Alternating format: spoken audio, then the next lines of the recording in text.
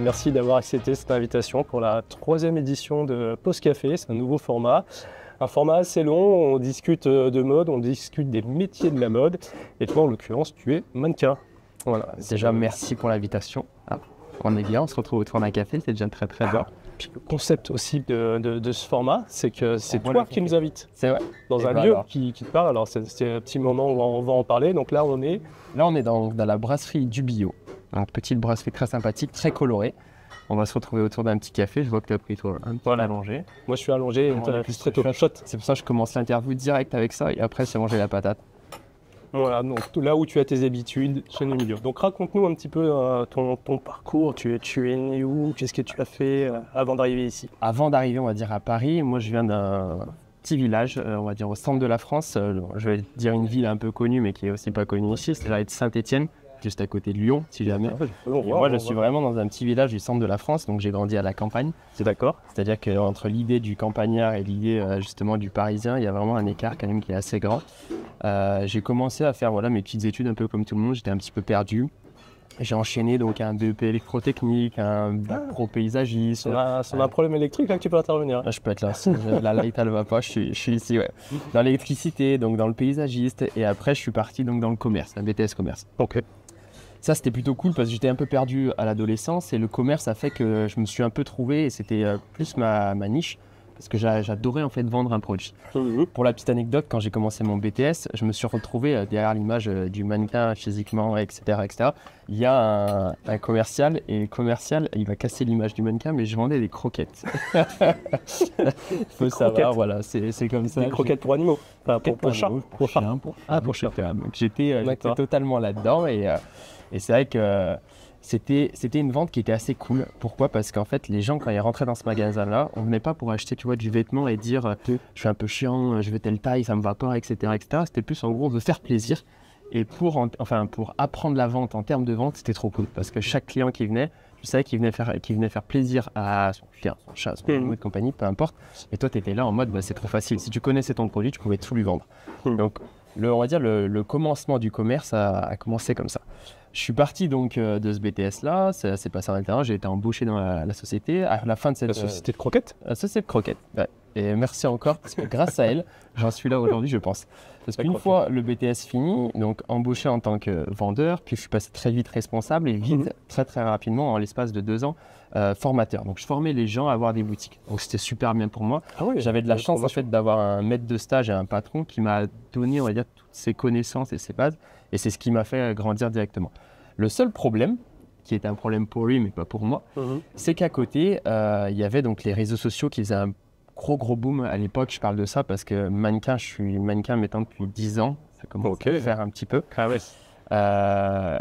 Et il y a 10 ans, il y avait les réseaux sociaux, il y avait Facebook qui montait en grade, il y avait le côté Instagram qui arrivait petit à petit. C'est vrai que c'était le début encore. Ah, c'était vraiment le début. On parle de ça. Il y a 10 ans, en 2014, c'est encore les débuts. Ouais.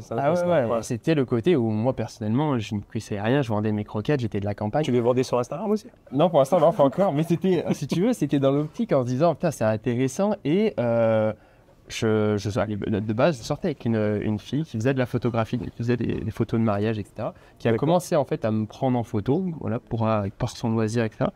Ça a vite fait en fait un buzz sur les réseaux sociaux. Au fur et à mesure, en gros, j'ai rencontré des gens via les réseaux sociaux en disant c'est cool, on aime bien ton profil. Bon, faut savoir que je ne connaissais strictement rien et quand on me prenait en photo, je rigolais et c'est le côté, le petit smile qui a fait que tu vas shooter avec moi sur tel photographe, si tu vas venir à Lyon, tu vas venir à Paris. Viens. Donc pour moi, c'était un peu en mode c'est cool et la photo, faut savoir que ça te permet d'avoir confiance en toi aussi. Donc le fait d'avoir cette expérience-là, c'était super pour moi. J'étais commercial, je savais tout vendre entre guillemets et en plus de ça, maintenant, je me connaissais moi-même. Et je me dis, c'est cool. Et puis, un photographe, un jour, me dit, attends, Alex, ça c'est de faire rentrer en agence. Et rentrer en agence, d'accord. Je sais pas. Il me fait rentrer dans une agence. Je signe avec une agence de Lyon de base et qui était sur Lyon et Paris. Je signe avec cette agence-là et puis j'obtiens mon premier cachet. Donc, j'obtiens mon premier job en tant que mannequin. Et je me dis, super, c'est top. Je gagne plutôt bien ma vie sur ce contrat-là.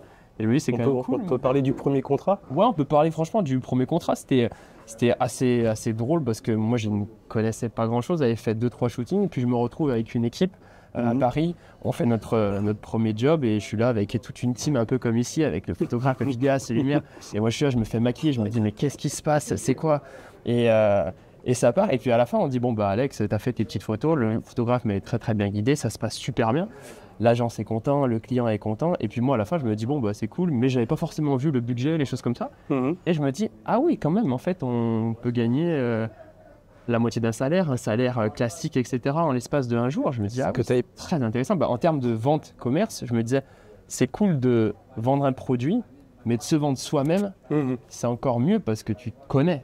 Tu peux pas faire d'erreur sur toi-même. Techniquement, tu vas dire que du positif pour toi et tu vas pas dire le négatif, quoi. Donc, c'était super bien pour moi. Et le combo des deux marchait très, très bien. Et là, à ce moment-là, il arrive un moment où je vais faire un aller-retour, 2 allers-retours, 3 allers-retours. Et mon patron à l'époque me dit, écoute Alex, t'es hyper sympa, c'est top. Et ça, au début, ça allait, mais maintenant, ça commence à faire 3-4 jours que t'es pas là, tu poses des congés. Il me donne une chance inouïe, je pense que... Oui, on parlait, tu continuais à bosser. Et oui, moi, je continuais à bosser. C'est-à-dire que c'était super cool pour moi parce que ça a commencé en termes de loisirs. C'était un petit hobby, ça arrondissait un petit peu les fins de mois, ce qu'on disait, etc. Et tu allais quand? J'avais un vendredi, oui. Ce qui était cool, c'est que vu que j'étais formateur, j'avais un emploi du temps où moi je savais que je formais des gens et j'étais comme un peu commercial, j'étais assez libre dans mon emploi du temps. Donc c'est vrai que je me posais pas la question, dès que j'étais booké, je disais bon bah écoute, je pose un jour là et les formations je les ferai le lendemain, etc. Donc j'étais assez libre, ça marchait bien. Mais le seul problème, c'est que quand tu commences à faire 1 jour, 2 jours, 3 jours que t'es pas là, ça pose des problèmes dans ton emploi du temps. Et là, la chance que j'ai eue, c'est que je suis tombé sur un patron qui a été très très sympa avec moi. Aujourd'hui, c'est mon meilleur ami. Le patron de l'agence? Non, le premier des qui font mes jobs, ce qui est assez cool. Et il m'a dit, bah écoute Alex, ce qu'on va faire, c'est que je te laisse 6 mois. Tu pars 6 mois, tu te débrouilles, tu vas où tu veux, tu pars. Si jamais ça ne marche pas, tu reviens. Donc j'avais ce côté-là où c'est très très cool parce que voilà, je pars à l'aventure, je pars en mode parisien alors que j'ai une carrière, je pars dans le milieu du mannequinat alors que je ne sais pas où est-ce que je vais. Et là tu déménages? Et là je déménage. À ce moment-là, ce qui est plutôt cool, c'est que je rencontre aujourd'hui ma femme, Justine. Je rencontre une copine avec qui justement qui me dit Alex, bah moi j'ai envie de faire aussi ce rôle, devenir mannequin, j'ai envie de faire ce travail. Je me dis bah génial, on a un combo où on avait une force où on part à 2. Je pars pas tout seul à Paris en mode remise en question et ça. Je pars avec ma copine et je me dis bah écoute c'est super, comme ça on va pouvoir s'appuyer l'un sur l'autre et voir ce que ça donne. Mais j'ai 6 mois. J'ai 6 mois pour réussir, sinon bah rebelote, ma vie parisienne, les vacances, etc. La vie va faire, ça repart et ça va avoir les moutons à la province. En gros c'était ça. Ok. Ça part et puis au final ça a pas loupé, tu vois, je suis parti pour 6 mois et ça fait 10 ans que je suis là. Donc voilà, j'ai résumé très rapidement la chose, mais assez de 6 mois, c'est devenu 10 ans. Et j'imagine que tu es resté combien de temps avec la première agence? Après tu as dû changer? Alors au début, cette agence-là, je l'ai gardée pendant 2 ans. Et au fur et à mesure, en fait, quand tu progresses, tu te rends compte qu'il y a aussi d'autres agences. Là, le côté que c'était une agence plus de région, elle n'était pas spécialement spécifique à Paris, donc je me suis mis avec une agence parisienne. Après, tu vas me dire, oui, est-ce que tu es resté encore avec une agence parisienne? Je me suis dit, bah attends, il y a cette agence parisienne, mais il y en a une autre qui fait Paris et qui fait aussi l'Europe, une autre qui fait Paris et le monde entier. Et c'est là où c'est un peu le développement qu'il peut avoir, effectivement, de se dire, je pense que tu passes du début, tu crées, moi j'appelle ça, tu deviens modèle, modèle photo. Une fois que tu es devenu modèle photo, tu deviens mannequin. Je parle vraiment en langage français, parce que voilà, mais tu deviens modèle, donc plutôt modèle amateur, loisir, etc. Tu deviens mannequin quand c'est ton vrai travail, quand tu fais 100% ça. Et après, tu deviens mannequin international quand c'est ton vrai travail et tu bouges aussi du coup dans chaque pays. Donc voilà, il y a vraiment un stade. Et après, bon, le stade au-dessus, j'y suis pas encore, c'est top modèle. Ah, c'est top modèle. Et là, t'es... Alors, c'est quoi top modèle? C'est le Saint Graal. Le Saint Graal, top modèle, c'est-à-dire que ça va être le mannequin. Aujourd'hui, quand on vient m'appeler moi, par exemple, on va chercher l'homme brun qui sait sourire. C'est cool, on va chercher ce potentiel-là. On vient pas chercher forcément Alex Valentin. Demain, tu viens chercher en homme, par exemple, je peux prendre en français, tu viens chercher Baptiste Yabikoni, tu viens chercher Baptiste Yabikoni. Tu ne viens pas chercher en fait le brun avec un tatouage, etc. Oui, d'accord. Voilà, donc c'est là où on va dire qu'il y a une classification. Tu viens chercher une personnalité publique techniquement et c'est la grosse différence entre le mannequin et le top modèle. Et le cachet n'est pas le même aussi, il faut tout avouer là. Et oui, j'imagine.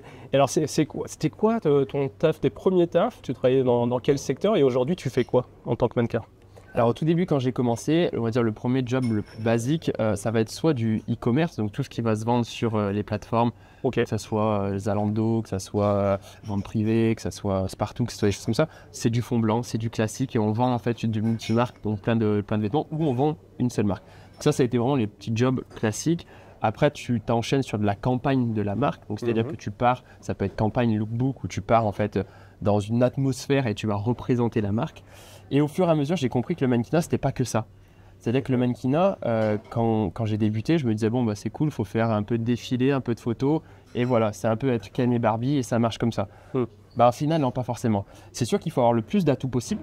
Pourquoi ? Parce qu'aujourd'hui, être mannequin, c'est que tu peux vendre de ta pointe de cheveux jusqu'à ton gros orteil. Ouais. J'exagère un peu là-dessus, mais c'est-à-dire que ça passe par la coiffure, ça passe par la beauté, ça passe par tout ce qui est cosmétique, ça passe par le style vestimentaire, ça passe par tout ce qui est underwear, ça passe par la chaussure. Enfin, il y a énormément de choses. Et aujourd'hui, avec les réseaux sociaux, on voit beaucoup plus. C'est-à-dire qu'avant, on faisait que de la photo. Maintenant, on va mettre de la vidéo. Maintenant, on va mettre tout ce qui va être montage sur les réels, tout ce qui est sur TikTok, tout ce qui est montage en lui-même. Ouais, c'est-à-dire plus de formats. En fait, pour moi, être mannequin, on ne peut pas dire que c'est juste être Ken et Barbie qui défilent sur un podium. C'est plus ça. Être mannequin aujourd'hui, c'est ouvert vraiment à tout le monde. On le voit surtout aujourd'hui. Aujourd'hui, on n'est pas juste, quand tu dis je veux un mannequin, j'aime bien prendre la pub, même s'il ne faut pas forcément le mentionner, mais prendre la pub de Ballantine.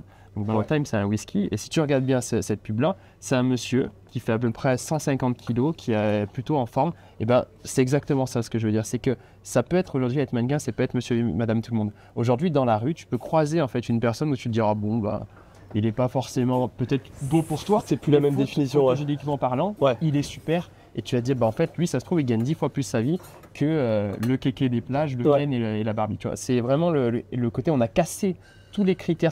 Attention, il y en a encore. On va dire dans la mode, on en retrouve. Il y a des critères, il y a des mensurations à avoir. Mais aujourd'hui, on va dire dans le commercial, et encore, je trouve que même la mode aujourd'hui s'y met vachement. On a cassé tous ces critères-là et tout le monde peut être mannequin aujourd'hui. Et ça, tu as vu l'évolution sur les 10 dernières années. Ah oui, complètement. C'est vrai qu'au tout début, comme tu l'as dit, j'étais en mode un peu perdu et j'avais cette route qui me disait, bah, écoute, être mannequin, c'est ça. Il faut être fort, il faut avoir des abdos, il faut être le plus beau, il faut faire... Évidemment qu'il y a une ligne directrice, ça c'est sûr. Mais tu vois, je pars du principe que chaque profil est différent et je reprends l'exemple de l'autoroute. Chaque profil a son autoroute et ils ont chacun une sortie à prendre selon chaque profil. Et c'est là où vraiment la différence va se faire. Ouais. Et là, tu travailles dans quel secteur? Principalement mode? Moi, principalement, ça va plutôt être le côté commercial. C'est ce qui m'éclate le plus. Pourquoi? Parce que j'aime être naturel. J'ai été, on va dire, on est venu me chercher juste pour mon sourire. Donc, je trouve que c'est cool de rester cette personnalité et de dire, bon, bah, si je peux arriver sur un shoot et dire bonjour, et qu'on me dise, bon, bah, c'est bon, t'as fait ton taf, merci. Ça combien de kilos de croquettes? Ça, c'est entre nous, ça, on le coupe, c'est voilà. Mais pour le coup, tu as gardé le côté commercial. Tu as vraiment la rencontre des deux univers, le commercial et le mannequin. Dans ce milieu de mannequinat, c'est pour être mannequin, je ne vais pas dire que c'est facile, mais si on a les bons contacts, etc., et qu'on est bien entouré, on peut le devenir rapidement, oui. Durer dans le temps, c'est autre chose. Être mannequin et durer dans le temps et d'en faire son métier, tu vois, je te parle de moi 10 ans et j'espère en faire, je rencontre des personnes qui en font depuis 20 ans, 30 ans, 40 ans. Ouais. J'espère avoir leur réussite. Elle sera différente parce que voilà, on évolue avec le temps, etc. Les réseaux, l'intelligence artificielle, enfin tout ce qui est le numérique évolue au maximum, donc ça sera une autre type de mannequinat. Mais je pense que je vais tout faire pour y arriver. Ouais. D'ailleurs, il y a une nouvelle perspective. Là, on parlait sur l'évolution du visage du mannequin depuis 10 ans. C'est-à-dire qu'il y a aussi une possibilité d'être encore mannequin dans 10 ans, dans 20 ans, parce que l'homme, en l'occurrence de plus de 50 ans, est quand même très présent visuellement, notamment, en tout cas dans la mode, il est quand même très présent. Ah oui, non, mais je te rejoins complètement. D'ailleurs, je suis pas loin. T'es pas loin. Non, mais ce qui est cool, alors on pourrait dire il y a un avantage d'être un homme que d'une femme là-dessus, c'est que les femmes, très souvent dans le mannequinat, commencent très très tôt. Parce que plus c'est tôt, souvent c'est à partir de 14 ans, les femmes. En gros, pourquoi cet âge-là? Parce que les femmes, si tu veux, on peut tout de suite les rendre beaucoup plus... une fille, on peut la rendre tout de suite beaucoup plus femme qu'un homme quand on a 14, 15 ans. On est jeune et on ne pourra pas nous vieillir, tu vois. Ah oui, c'est intéressant. Oui, un homme ne commence pas mannequin à 14 ans. Non, c'est assez rare. Souvent, on commence plus tard, etc. Autant une fille peut commencer plus tôt parce que c'est là, je ne vais pas dire que c'est là où, photogéniquement parlant, c'est la plus jolie, mais presque. Là, aujourd'hui, on casse un peu ces critères-là, mais on le sent quand même que, tu vois, l'homme, plus on va vieillir, plus on va avoir du travail. La femme, en revanche, plus elle va vieillir, moins elle aura de travail. Après, j'ai l'impression que ça inverse un peu encore le rôle parce qu'aujourd'hui, on a envie de la femme forte, on a envie de la femme qui s'affirme, on a envie de ce côté-là. Et vice-versa, on a envie aussi du jeune garçon voilà, qui commence aussi jeune. On voit les pubs, par exemple, en pharmacie où avant, quand on était hyper jeune, on avait les petits boutons, etc. On se disait non, aujourd'hui, je te promets que je reçois des castings en disant est-ce qu'on ne recherche pas un petit jeune avec des boutons pour faire la pub de la pharmacie en disant bah, c'est ça, des vrais boutons, pas du faux. Donc, tu vois, il y a vraiment un rôle qui change mais je le sens quand même que plus moi je vais vieillir personnellement, plus je vais choper du costume, plus je vais choper des voitures, plus je vais choper des montres, plus je vais choper tout cela, ce que je ne chope pas pour tout de suite. Plus je vais faire le rôle du papa qu'aujourd'hui je ne l'ai pas encore, tu vois. D'accord. Et dans la diversité de ce que tu fais, donc là tu parlais tu fais de la photo, tu fais de la vidéo, tu fais du défilé. C'est quoi la diversité des formats? Franchement, il y a beaucoup de choses. Les plus connus, ça va être voilà, les défilés de mode, ça oui, que ça soit défilés devant du public, défilés en interne comme des séminaires, défilés sur du show aussi, parce que voilà, il peut y avoir du show sur certains événements, certaines périodes. Donc oui, il va y avoir ce côté-là défilé. Il va y avoir le côté photo. Le photo, il va regrouper donc tout ce qui va être image de la marque en elle-même, c'est-à-dire qu'on peut partir voilà, sur une photo, on parlait de e-commerce, on peut partir d'une photo lookbook, campagne, seulement réseaux sociaux, site internet. Enfin, il y a énormément de choses et aujourd'hui, on le voit de plus en plus, il y a ce côté un petit peu tournage réel, tournage court format, c'est-à-dire que, et limite même aujourd'hui, je dirais qu'un mannequin, s'il n'a pas ce petit côté créateur de contenu qui va avec, ça va être compliqué. Avant, vraiment, tu pouvais prendre un mannequin en lui-même et tu disais c'est cool. Maintenant, on demande des fois au mannequin de dire bah, t'as pas 2-3 idées, tu peux pas me faire. Limite, des fois, il va y avoir des marques quand toi tu vas faire ta petite story en tant que mannequin. La marque va dire bah, attends, c'est super ce que tu m'as fait, est-ce que tu peux pas me le passer? Limite, il va y avoir maintenant, on le voit bien avec les pubs UGC aussi, le côté bah, attends, tu veux pas faire une pub où justement tu parles, tu dis tu restes naturel, etc. Donc, si tu veux, il y a un côté qui est en train de s'ouvrir du mannequinat que je ne connaissais pas et tous les jours, j'en apprends en me disant waouh. Et aujourd'hui, tu vois, en faisant 10 ans de mannequinat, j'ai l'impression que le petit jeune qui commence, eh ben, je vais bien l'écouter parce qu'il a plein de trucs à m'apprendre. En me disant, bah, tu vois, moi j'ai fait ça sur mon TikTok, bah, limite je vais dire, ok, si je veux pas être le mot un petit peu has-been ou je sais pas quoi là, si je veux pas être décalé, eh ben, j'ai bien intérêt justement de comprendre ce que les jeunes y font. Comment ils travaillent. La technologie, ça va très très vite. Et si je suis pas à la page, tu vois, je prends souvent l'exemple du photographe. C'est comme si tu étais au photographe, le côté genre celui qui était à l'argentique et qui passe au numérique. Si pour moi, tu n'as pas suivi le truc, pour moi, tu es mort. Après, on dira ce qu'on veut, etc. Bah, dans le mannequinat, c'est pareil. Dans le mannequinat, si tu ne suis pas la technologie, ça risque d'être compliqué. Bah, Instagram est quand même très présent, toi. Ça fait vraiment partie de tes outils. Complètement. Parce que j'imagine qu'aujourd'hui, c'est le book, c'est ton book principal. Avant, comme tu dis, on avait notre book papier. On arrivait donc à chaque casting, on avait un book papier physiquement parlant. On était là, on montrait les photos. Aujourd'hui, tu arrives, je te prends l'exemple d'un casting que j'ai fait il n'y a pas si longtemps. C'est que tu arrives et tu te dis, ok, Alex Valentin, c'est bien, tac, montre-toi, ok, d'accord, c'est cool, fais un aller, fais un retour. C'est quoi ton Instagram? En fait, on passe directement là-dessus. Et c'est bien parce que du coup, ça va permettre d'avoir ton profil, mais d'avoir derrière ce profil-là aussi une personnalité que toi tu mets en valeur. Et on va se dire, bah ok, je vais prendre ce mannequin-là. Alors, on va pas se mentir, on va prendre ce mannequin-là. Si en plus de ça, il a beaucoup de followers, évidemment qu'on va le prendre. Ça, c'est la... Je voulais revenir à ça. Ah ben, faut pas se mentir là-dessus. Parce que là, il y a presque une confusion. Parce que quand on te paye en tant que mannequin, on ne te paye pas en tant que créateur de contenu. Mais j'imagine que tu te retrouves souvent dans une situation où il y a un peu une confusion entre les deux. Je me suis mis à Instagram, à TikTok, à Snapchat, etc. Enfin, je me suis mis à ce côté de réseaux sociaux et de followers le jour où j'ai eu un casting et on m'a dit, donc on était deux mannequins, typiquement, on se ressemblait, etc. Il n'y avait pas de souci. Et on est arrivé devant le directeur de casting et il me dit, bah voilà, c'est quoi votre Instagram? Donc on monte. À l'époque, j'avais 25 000 followers. Cette personne-là, on avait 45 000. Il a dit, bah je te prends toi avec 45 000. Mais non, et j'ai dit, vous a dit clairement ça devant, comme ça, en face. Et là, je me suis dit, mais tout dépend réellement de ça. Ouais. Donc je me suis dit, bah ton book, il est bien, tu peux avoir fait les plus grosses campagnes du monde. Évidemment, ça fera peut-être un peu la différence. Mais si tu agrémentes pas là-dessus, c'est-à-dire que le client, il a tout à y gagner. Il va prendre donc le mannequin, c'est les deux mêmes. En plus de ça, ça se trouve l'autre, il va faire peut-être une petite story ou juste un petit truc. Ah, il va faire peut-être ou il te demande contractuellement? Alors, non, c'est vraiment... Ça, c'est autre chose. Après, je pense que si le mannequin est intelligent et qu'il a des followers, on va se vendre en tant que mannequin et créateur de contenu. Et du coup, voilà, ça sera un autre cachet aussi. Oui, on est d'accord. C'est autre chose, donc il faut le valoriser. Mais par rapport au client, il va se dire dans tous les cas, il fera peut-être quelque chose. Et dans le peut-être, il se dit, bon, bah, j'ai autant de le prendre lui. Ouais. Et ça fait vraiment la différence. Et j'ai reçu la preuve. Ça fait vraiment la différence. Ça, quoi. Ouais. Donc, non, là-dessus, je te rejoins. Ouais, d'accord. Bon, être mannequin, j'imagine que c'est une certaine routine. C'est intéressant de faire une petite parenthèse là-dessus sur ta routine beauté, routine sportive. On essaye. Parce que forcément, le produit, c'est toi, donc tu dois investir dessus. Raconte-nous un peu ta journée type. On va dire que j'ai appris plein de choses. Parce que c'est plein de choses que je ne faisais pas. Auparavant, c'est-à-dire que mettre des crèmes, le sport a été toujours dans ma vie, donc ça. Le sport a toujours été présent. Toujours présent, j'ai toujours été sportif. On va Ouais. dire que je l'ai accentué un peu plus et ciblé différemment via le mannequinat. Pourquoi ? Parce que D'accord. j'ai toujours fait du sport collectif. Ok, tu sais quoi? Je faisais du football, donc je faisais football, je faisais du handball, enfin je faisais des sports assez collectifs, je vais pas dire c'est pas violent, tu vois, mais c'est à risque. C'est-à-dire qu'un football, demain je me casse une cheville, dans le mannequinat je peux moyen travailler. Tu peux louper des contrats, ouais. Demain, le handball, je prends un ballon dans la tête, c'est très compliqué. Ok. Donc, on va dire que j'ai cassé un peu ce côté genre sportif, collectif, à risque, pour plus me dire, je vais faire ce côté sportif, mais qui n'aura pas de risque, en gros, techniquement. Alors, il n'y a jamais de risque, c'est bien sûr, mais je vais plus faire du fitness, je vais plus faire du sport collectif, du sport en cours, je vais faire des sports de la course à pied, des choses comme ça, où il y aura vachement moins de risques, mais je continuerai à l'avoir. Donc j'aurai quand même ce côté où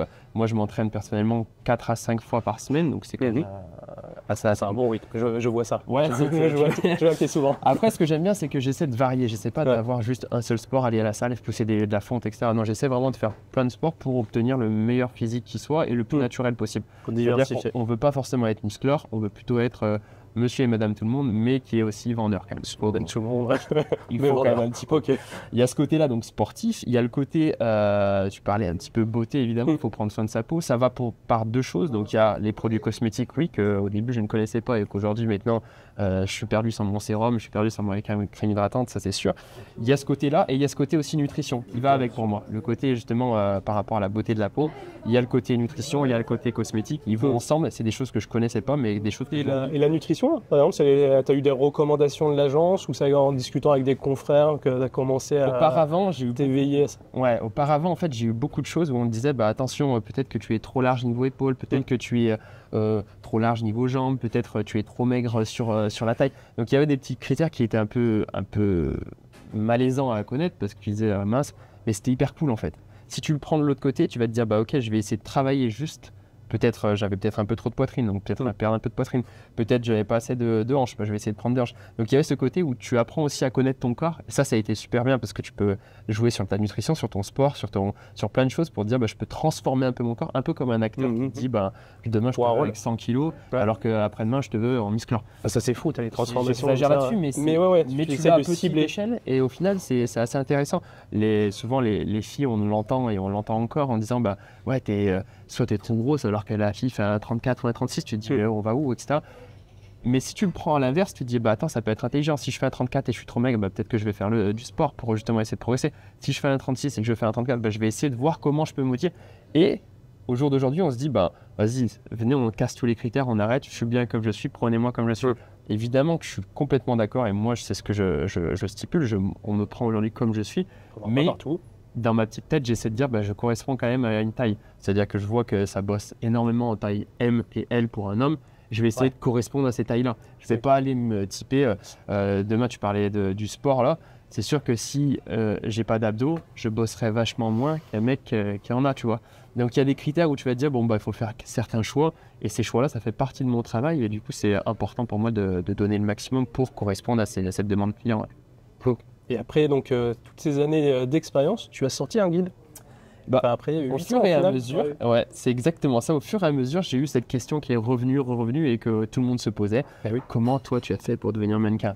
Et je me suis dit, attends, c'est quand même hyper cool. Aujourd'hui, je bosse avec, j'ai dû rencontrer je ne sais combien de mannequins et je parle un jour, à chaque fois, je pose la question, on t'a déjà posé cette question? Ah oui, tout le temps. On m'a déjà posé. J'imagine. À chaque fois que tu rencontres quelqu'un, tu dis, c'est quoi ton métier? Tu dis que tu es mannequin.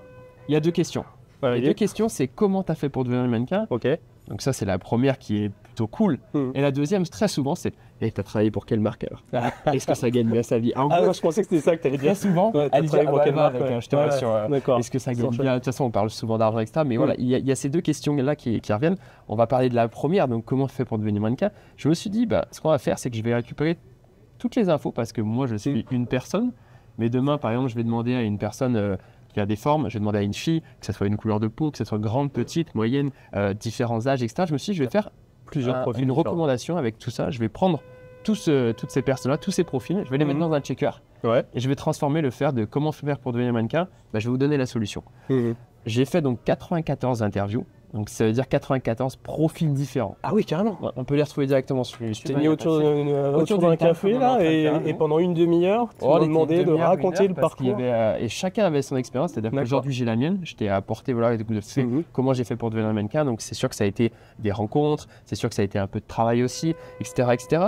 Il va y avoir Important. il va y avoir On l'a pas suffisamment évoqué, mais c'est un travail. C'est un travail complètement. Là. Il va y avoir des personnes où bon, bah, ils ont toujours voulu être mannequins. Il va y avoir des personnes, bon, bah, ils sont fils d'eux. Il va y avoir des personnes dont ils se sont retrouvés là sur un casting sauvage. Ils vont se retrouver sur une pub, etc. Vraiment, tout le monde avait des expériences différentes, etc. Et moi, je me suis dit, bah, ok, je prends tout ça, je mets dans un checker et je vais transformer en fait la solution pour monsieur et madame tout le monde. Parce que je ne suis pas juste Alex Valentin pour te dire, toi et toi, c'est comme ça qu'on devient mannequin.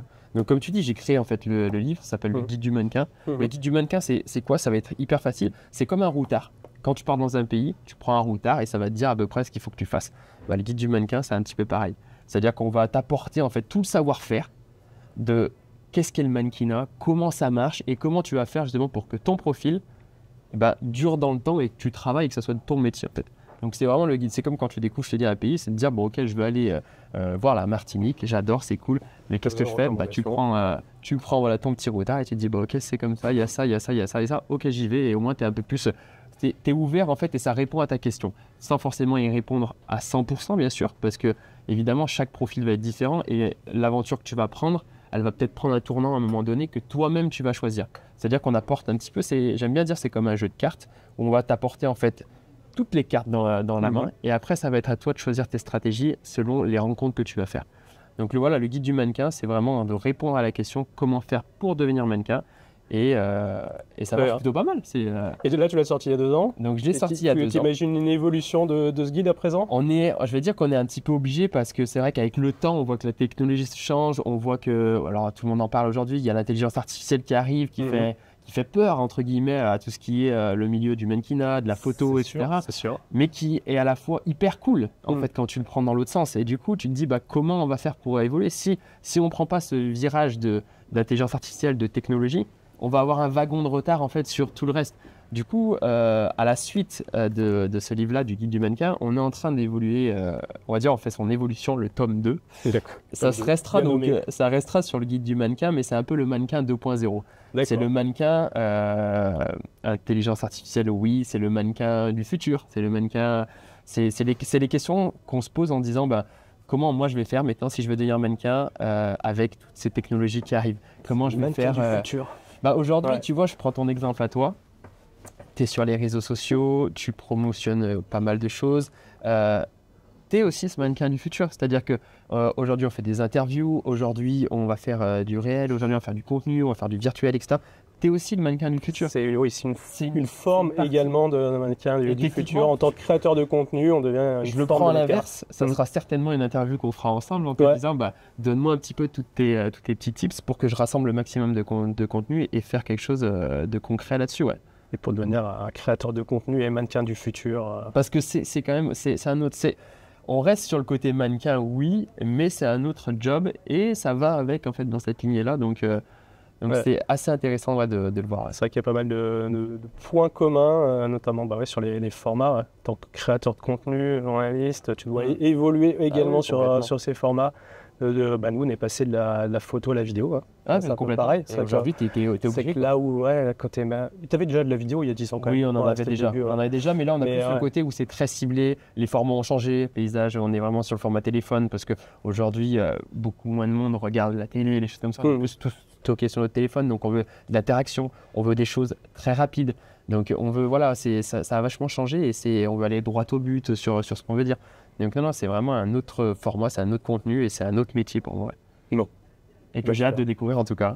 Dans le futur, et de toute façon, tu es parti pour refaire ce métier encore pendant 20 ans. On va voir, on verra. Sans doute. Bon, bah, merci beaucoup. Merci à toi. C'était très intéressant. On va essayer de faire un format pas trop long, mais je vais faire quand même un peu de promo, hein. Ton guide, on le retrouve sur Amazon. Exactement, ouais. Directement à taper le guide du mannequin et c'est le premier livre qu'on trouve.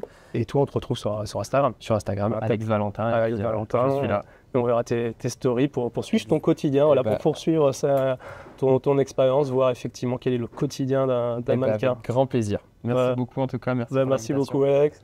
Et voilà, on espère que ce troisième épisode de Post Café vous aura plu. On va essayer de poursuivre comme ça la découverte de profils de métiers dans l'univers de la mode. À bientôt. Ciao, ciao.